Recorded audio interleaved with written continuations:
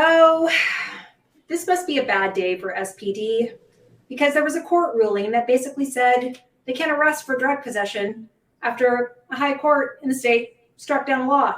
So the Washington Supreme Court has struck down part of the state's felony drug possession law because it doesn't require prosecutors to prove that someone knowingly or intentionally possessed drugs. So as Como reports, Como, who published this god-awful article this morning that made me way too angry after I woke up, that the ruling has enormous ramifications for law enforcement agencies across the state, as evidenced by a decision by the Seattle Police Department to immediately halt making arrests for suspected simple drug possession offense.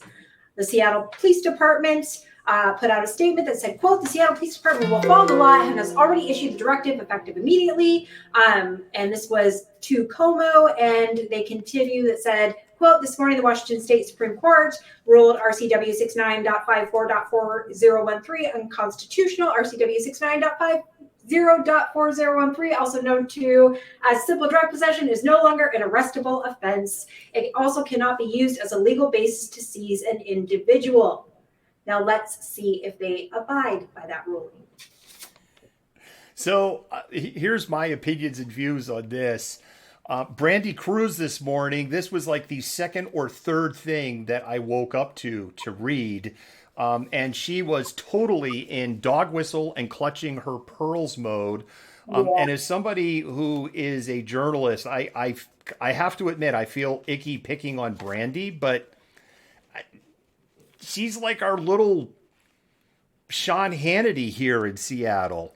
Anyway, later on today, she had a former U.S. District Attorney on a Zoom meeting, and it was so entertaining to watch, Jennifer, because he doesn't explain the constitutionality of everything, and you could just kind of see, like, the color draining out of her as, you know, the dog whistly conversation she wanted to have wasn't going to happen, because in the view of this former U.S. District Attorney at the federal level, the law was unconstitutional as written.